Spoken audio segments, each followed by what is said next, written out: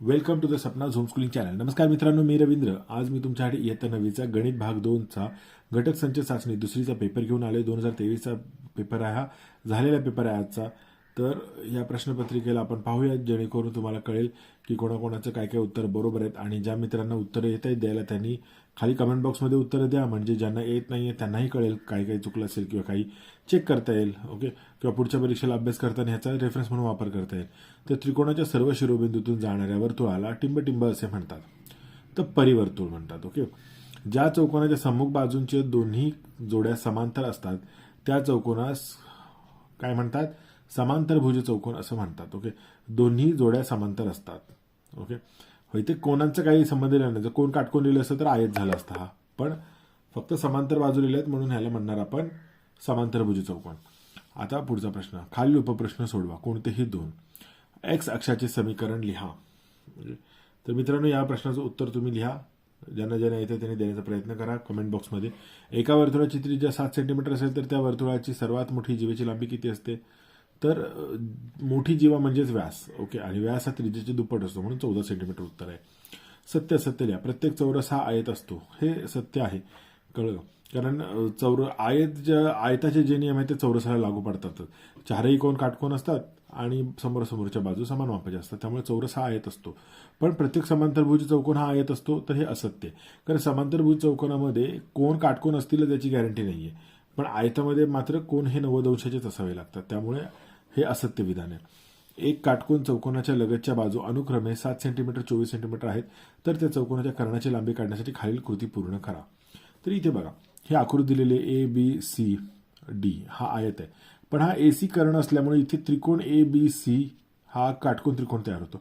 आणि आपल्याला माहितच आहे, काटकोन त्रिकोणामध्ये पायथागोरसच्या प्रमेयानुसार एका बाजूचा वर्ग अधिक दुसऱ्या बाजूचा वर्ग बरोबर कर्णाचा वर्ग, म्हणजे AC वर्ग बरोबर AB वर्ग अधिक BC वर्ग. AB वर्ग आहे 7चा वर्ग, BC वर्ग 24चा वर्ग, 7चा वर्ग होतो 49, 24 होतो 576, दोघांची बेरीज होते 625, आणि 625 हा 25चा वर्ग आहे, म्हणून इथे AC वर्ग बरोबर 625 आहे, AC बरोबर 25 सेंटीमीटर. म्हणजे दोन्ही बाजूंचे वर्गमूळ घेऊन काटकोन त्रिकोणाच्या कर्णाची लांबी 25 सेंटीमीटर आहे. खालील उपप्रश्न सोडवा. कोणते येतील? वर्तुळाच्या केंद्रापासून जीवेचे अंतर 30 सेंटीमीटर असून वर्तुळाची त्रिज्या 34 सेंटीमीटर आहे, तर ते जीवेची लांबी काढा. ओके, तर जीवेची लांबी किती येईल बघा. आपण जर वर्तुळाचं केंद्र घेतलं आणि एक जीवा काढली, ओके, तर त्रिज्या आणि जीवेची जी अंतर आहे केंद्रापासूनचं, हे जर आपण रेषा काढल्या तर आपल्याला एक त्रिकोण मिळतो, काटकोन त्रिकोण, ज्याच्यामध्ये त्रिज्या म्हणजेच कर्ण होतो 34चा. ओके, आणि एक बाजू होते कितीची? 30 सेंटीमीटरची.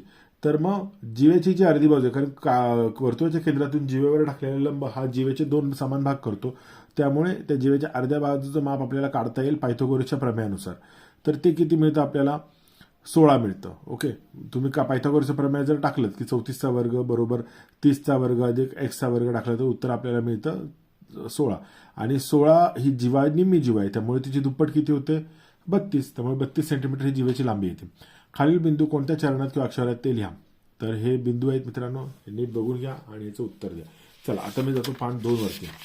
तर पान 2 वरती पुढचा प्रश्न, इथे ते निर्देशक दिलेले आहेत आणि चरण आणि अक्षर त्यांचं लिहायचं आहे. ओके, तर बघा, चौकोन IJKL मध्ये बाजू IJ समांतर बाजू KL असून कोण I बरोबर 108 अंश, कोण K बरोबर 53 अंश आणि कोण J बरोबर, कोण L ची माप काढायची, J आणि L चं माप काढायचं आपल्याला. ओके, चला पुढचा प्रश्न बघू. सोपे गणित ते सोडून घ्या. वर्तुळाच्या केंद्रातून जीवेवर काढलेला लंब जीवेला दुभागतो. या प्रमेयाच्या विधानासाठी खालील सिद्धता कृतीच्या सहाय्याने पूर्ण करा. तर इथे बघा, कोण MPA एकरूप कोण कोण आहे बघा. MPA एकरूप कोण काय? PMA एकरूप कोण PMB, कारण दोन्ही कोण 90 अंशाचे आहेत, कारण जीवेवरती लंब टाकलेला आहे. मग कर्ण PA बरोबर कर्ण PB, कारण दोन्ही वर्तुळाच्या त्रिज्या आहेत. मग रेख PM बरोबर एकरूप रेख PM एकरूप PM, कारण सामायिक भुजा एकच भुजा येते, म्हणून त्रिकोण PMA एकरूप त्रिकोण PMB. ओके, दोन्ही त्रिकोण एकरूप झाले. कर्णभुजा कसोटीने होतात, कारण कर्ण आणि एक बाजू त्याची एकरूप झालेली. मग आता AM एकरूप MB, कारण काय एकरूप त्रिकोणाच्या संगत बाजू आहेत त्या, म्हणून ते एकरूप होतात. ओके, चला पुढचा प्रश्न बघू. आता आपण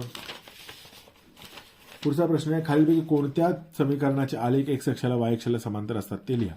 ओके, त्याच्यानंतर पुढचा प्रश्न, सोबतच्या आकृतीमध्ये ABCच्या बाजू AB बाजू BC व बाजू AC ह्याचे अनुक्रमे बिंदू मध्यबिंदू आहेत. तर AB बरोबर 5 सेंटीमीटर, AC बरोबर 9 सेंटीमीटर आणि BC बरोबर 11 सेंटीमीटर. तर XY YZ आणि XZ ची लांबी काढा.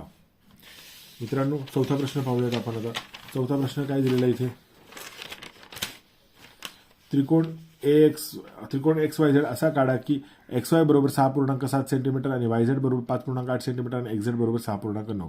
तर या त्रिकोणाच्या अंतर्वर्तुळ काढा. आलेख कागदावरती ए चे निर्देशक 2, 3 आहेत, बी चे निर्देशक 6 वजा 1 आहेत आणि सी चे निर्देशक 0, 5 आहेत. तर हे बिंदू स्थापन करा. जर हे बिंदू एकरेषीय असतील तर त्यांना सामान्य रेषा काढा. ही रेषा X अक्ष व Y अक्ष यांना ज्या बिंदूत छेदते त्या बिंदूचे निर्देशक लिहा. तसेच ती रेषा X आणि Y अक्षामुळे तयार होणाऱ्या त्रिकोणाचे क्षेत्रफळ पण काढायचे आपल्याला. ओके, तर ह्याच्यासाठी आलेखावरती म्हणजे मागच्या पानावरती आलेख पेपर दिलेला आहे. तर ह्याचा वापर करून तुम्ही प्रश्न सोडवायचे. मित्रांनो, प्रश्नपत्रिका मी वाचून दाखवलेली, तुम्ही सोडून बघा. काही अडत असेल, काही समजत असेल तर मला नक्की कमेंट बॉक्समध्ये कमेंट करून तुम्ही तुमचे प्रश्न विचारू शकता. धन्यवाद.